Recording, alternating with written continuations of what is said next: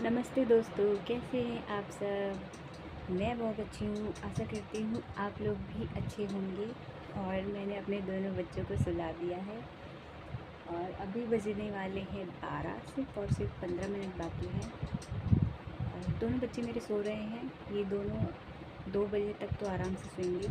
छोटी बेटी बीच बीच में उठती रहती है क्योंकि उसको दूध पीना होता है। उसके बाद फिर वो सो जाती है। ये रही मेरी छोटी बेटी।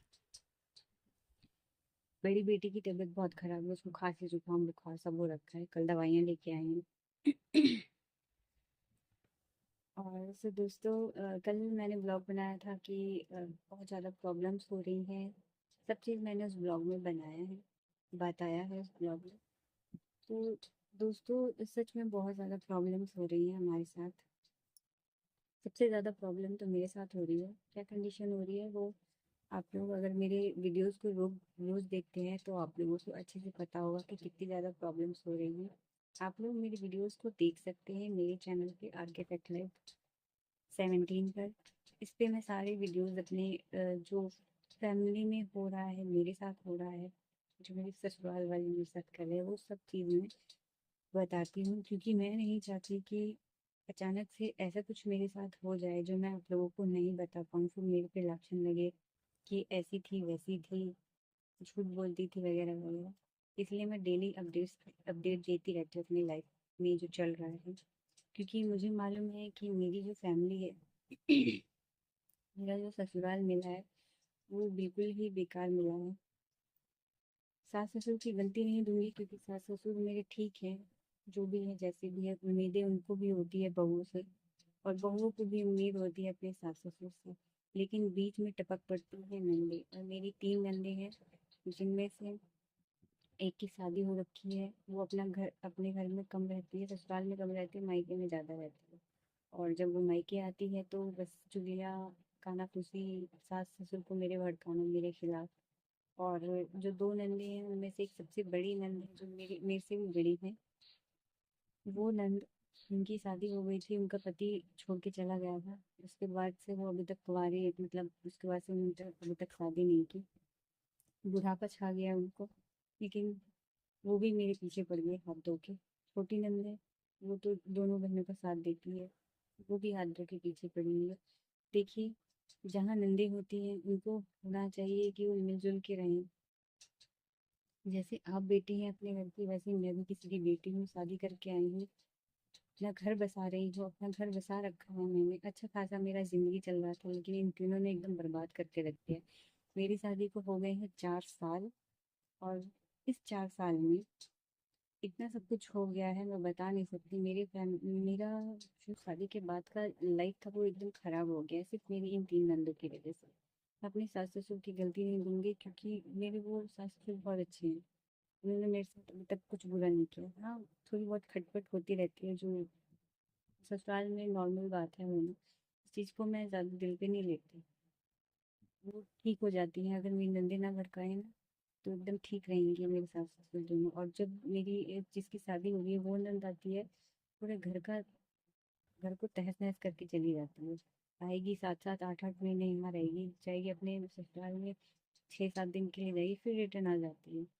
अगर आपकी शादी हो गई है तो आप अपने घर पे रहिए ना, यहाँ किस लिए आती हैं। और यहाँ आ भी रही है, आपका घर है, आपके मम्मी पापा रहते हैं, मन करता होगा मिलने के लिए, आती है, मिलिए, अच्छे से रहिए, खाइए पीजिए, आराम से रहिए।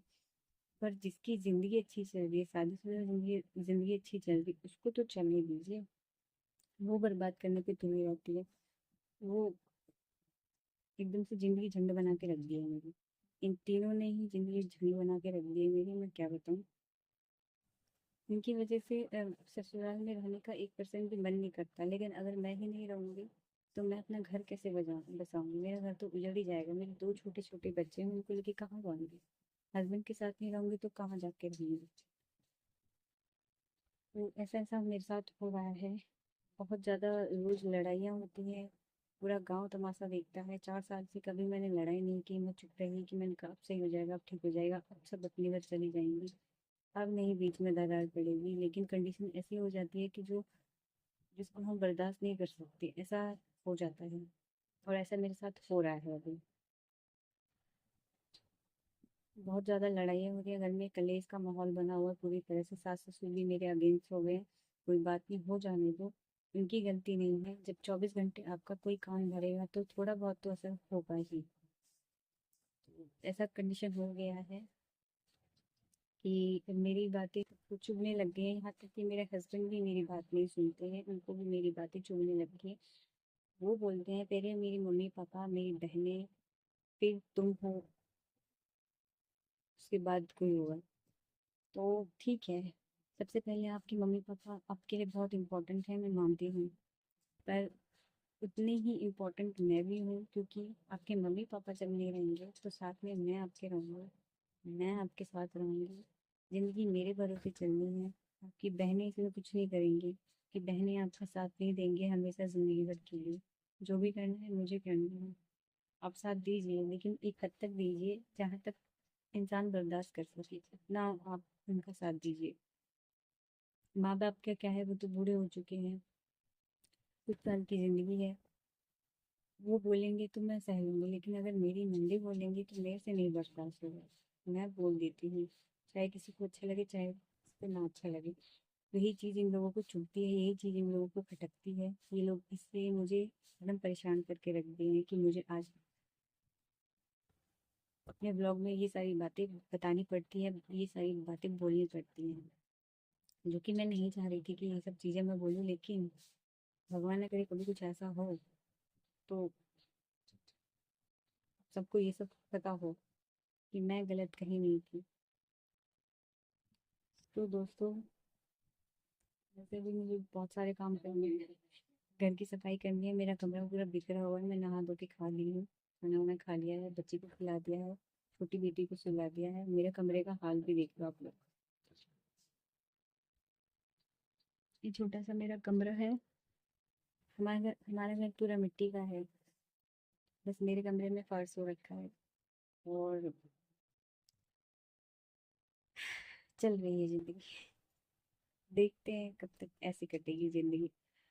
बस आप लोगों का साथ चाहिए, आप लोगों का सपोर्ट चाहिए, और आप लोगों का आशीर्वाद चाहिए। आप लोग साथ हो तो सब कुछ अच्छा हो जाएगा, मैं जानती हूँ।